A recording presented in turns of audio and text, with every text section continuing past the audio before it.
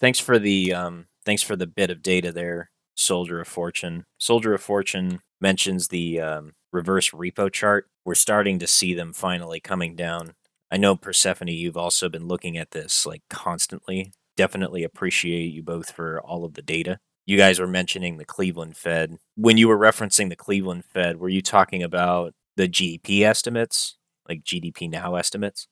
So when I was looking at CPI. They've been scarily accurate for far too long, and I just don't think you can bat 1,000. I think they're wrong on this one. When I look at reverse repo, it's trending down, Mm, and just looking at markets every day. Because what I do is I go out as a supply chain manager and I look at different oils and different commodities. What I'm seeing is actually going down. Where we've mm, hit a peak. I don't know if like it's gone. Like to me, I think they may be right with sticky inflation, but the non-core PCE, I just don't think they're right. I think we probably get a cooler report than what's expected, and then Powell is going to end up slamming the market back down. You think about what he did at Jackson Hole when it was around like 420, where he come out just endlessly hawkish, mm. trying to diminish the wealth effect and trying to use his monetary policy. I think we probably see something similar with this FOMC meeting. I know if I'm going to play it, I'm going to play it with a straddle. I'm going to play both sides of it, That's a but good I'm way going to to be do very, it. very careful.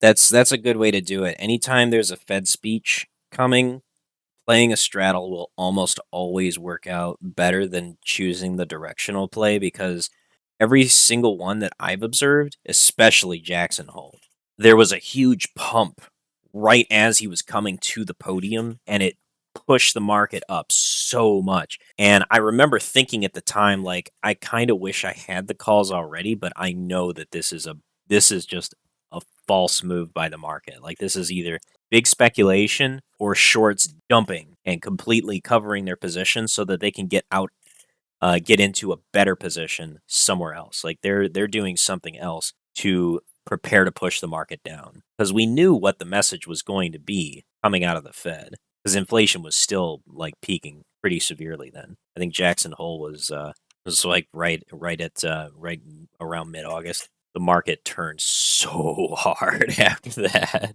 But you're saying that you think the Fed's got it wrong with inflation. Like maybe they're right about sticky inflation, but for the core. Overall, I think like like the sticky inflation, I think they're probably correct, but everything else I think is going to be going down. Mainly energy is going to yoink everything way down. And the thing about it is, when you look at futures, we're going to tap that trend line. The question is do we tap it before FOMC? I think you have enough data and enough reports to where you're going to have algo buying that's going to put us in the correct direction, and then money managers are going to have to buy too. And I think that's when we tap the trend line on futures, and then Powell comes out, and then we go right back down and we leg back down. That's my consensus on what I think we're going to do if I were to give it my best guesstimate.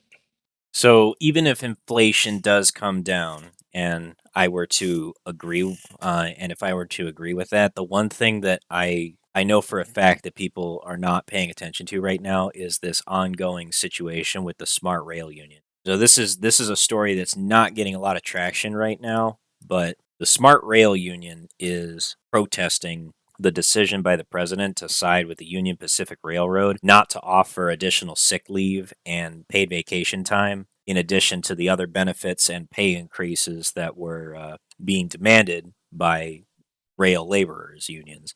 And the problem is that they threatened to strike, and the president basically said, "Nope, you can't. That's illegal because we're in a crisis situation economically speaking." So the big problem with this is that these unions are very adamant about their rights.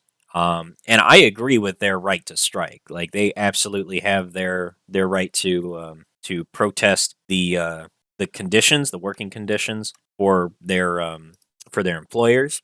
They have a right to protest and advocate for their additional leave. And it's very obvious that from the malcontent of all the rail laborers that they're sick of being overworked and not getting additional pay, because right now everybody is, putting in a bunch of overtime just trying to keep everything functional and running. And this is further complicating the diesel shortage, which we know is going on right now. If these guys strike, it's going to grind to a halt the entire economy in a single day. And if they're not afraid, okay? Like, these guys are not afraid to strike. I actually have a few friends from the army that worked railroads, and they're very serious about this. Like, whenever there's a call by the union to strike, like, they put down their tools and they just walk off the rail yards. Like, they don't hesitate. And now now they communicate via Twitter and their Facebook pages. They're having this protest on December the 13th in Washington, D.C., and major rail hubs across the country. And if they walk off the site, it's going to be that day. And they're going to be doing this at between 1 and 3 p.m. They're having their rally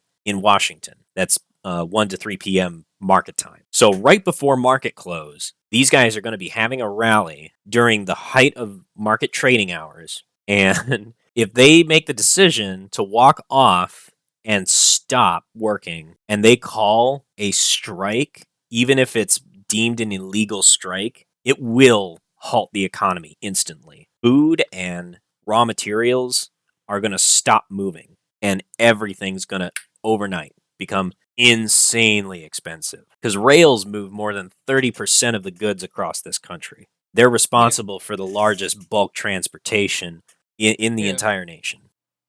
Thank you guys so much for tuning in to watch this video. If you enjoyed the content and you found this information helpful to you in your own trading strategies, be sure to leave a like on the video. It helps out the YouTube algorithm and helps us reach out to others who need this information too. Be sure to subscribe if you want to see more. And if you're not a member of Hell's Trading Floor already, consider joining our Discord by joining us at hellstradingfloor.com, which will allow you to sign up for our Discord at discord.gg/hellstradingfloor. Thank you guys so much for watching, and I look forward to seeing you in the next one. Until then, have a hell of a time in the markets.